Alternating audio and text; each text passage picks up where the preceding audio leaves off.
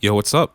Let's make some dark type beats that match my fans' profile pics. Yes, sir. Yes, sir. Back at it with another video. Yes. I just wanted to make some more frequent content on the channel and be a constant nuisance on your YouTube algorithm. And today, I just wanted to make some more beats that match my fans' profile pictures. It was a ton of fun doing it the first time, and it's a pretty good way to keep my creative juices flowing. And from a producer standpoint, giving a visual counterpart to your music can help convey an overall theme and give more context to the emotions you want to evoke. Pictures can let the listener know if a beat is lively, cold, or even silly. I'll be pulling profile pics from people who follow me on YouTube, Instagram, and TikTok. I'm also not really sure what to name this series yet, so help me come up with the name in the comments. Also, like the video because I told you to. First, beat. This one's coming from a YouTube account that commented on the last video like this. It's the moon, and it looks pretty cool. The moon evokes a lot of different feelings and emotions. For me, this picture seems a bit distant and spacious, and the crescent moon feels very mysterious. I feel like I could make a dark type beat out of this. I absolutely love this picture. Not so sure about that username though. For my beat, I started off with this very simple percussion pattern.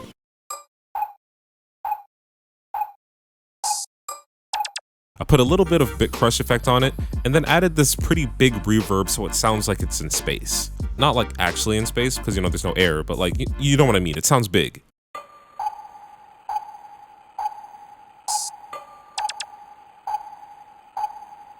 And I added some more drums for when the beat comes in. Nothing too crazy, but still pretty upbeat.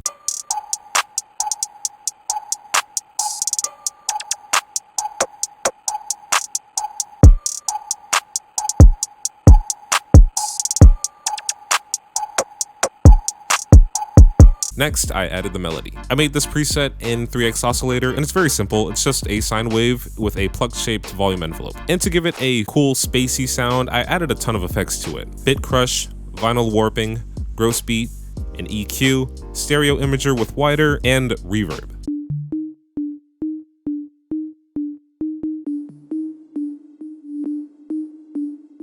And to give the melody some more character, I used Glitch by D Blue and randomly selected effects until I got something that sounded cool. It gave the melody an unpredictable and otherworldly feel.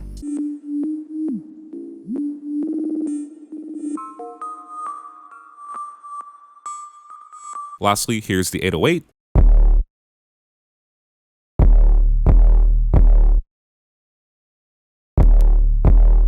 And here's the beat.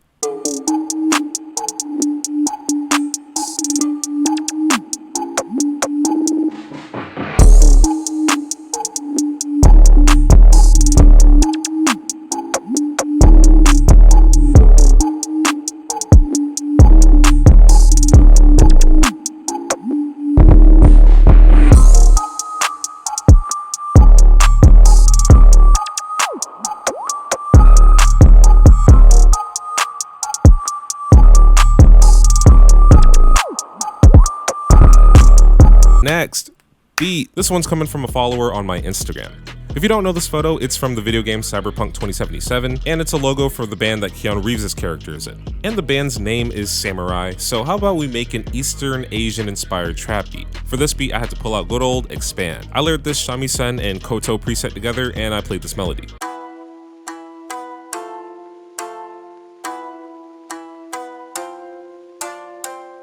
I really like using these little half-step melodies, and I layered just another one on top of it. And if you want to practice playing melodies, you can always learn more with Melodics. This video is sponsored by Melodics. Melodics is a desktop app that teaches you how to play the piano. You can plug and play with your MIDI keyboard, but if all you have is your computer keyboard, that works too. Melodics teaches a wide range of piano knowledge, from finger placement and rhythm to more complex practices like hand independence and cadence. And Melodics easily organizes everything for you so you can improve exactly where you want to. For example, I wanted to practice using minor chords, so I played a few chord exercises to build up that muscle memory. Melodics keeps track of your accuracy and timing while you play, and gives feedback on what you need to work on. It makes learning the piano pretty fun and intuitive, and the courses are also designed with different genres in mind, ranging from hip-hop, city pop, vaporwave, and everything in between. And the knowledge you learn from Melodics can be applied outside of the app, like working on your own music, jamming out in a studio session, and even performing live. If you want the app, there's a link in the description. It is free to download. I added some more effects on the melody, like slow-mo to add some lows, an EQ to cut the lows, origin to cut the highs, and a stereo shaper and reverb to give it some size. Bars.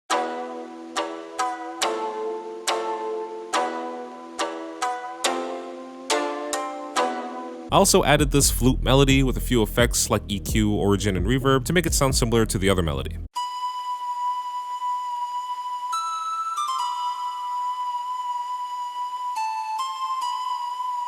Once that was done, I used this EQ'd drum loop for a lo-fi to muffled rhythm, and I used this drum loop for a more lively texture.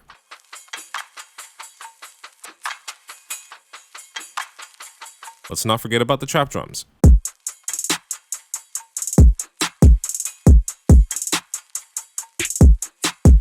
And lastly, I made these two bass lines.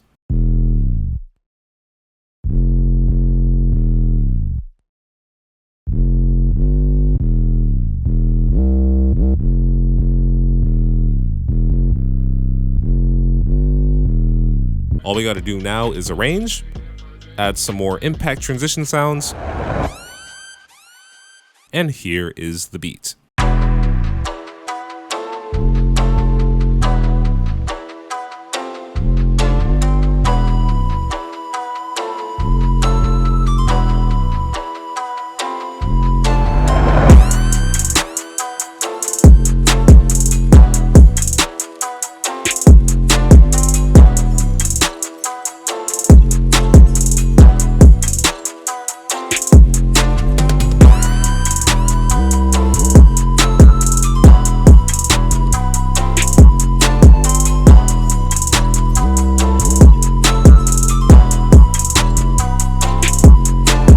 Final beat. This dude on TikTok said he wanted one, so let's do it. I love me my anime profile pics, and this picture of Mob from Mob Psycho 100 is just radiating aggressive energy.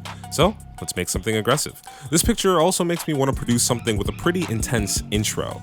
Something with a build-up that's leading into Mob hitting 100. For this beat, I'm gonna start off with this Fruity DX10 preset, and I'm just slightly altering the default preset. I changed up the volume envelope a little bit, and I pulled this knob all the way down for full coarseness.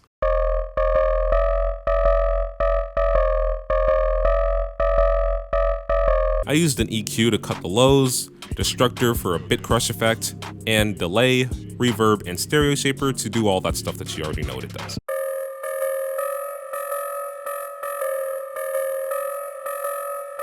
And feeding directly off of that aggressive sound is the 808, and I just absolutely love the name of this bass. Tripping, bro. You tripping.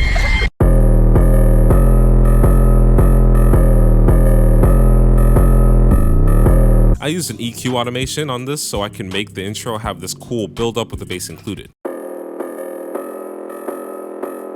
Next up, I added a couple of loops, like this drum loop, and this Memphis rap vocal. I wanted to have a siren sound in the beginning to give the intro more of like an urgency.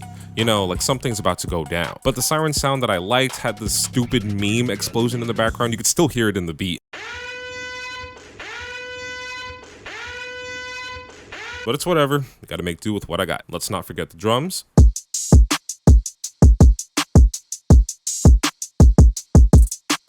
And finally, let's add some sinister impact sounds.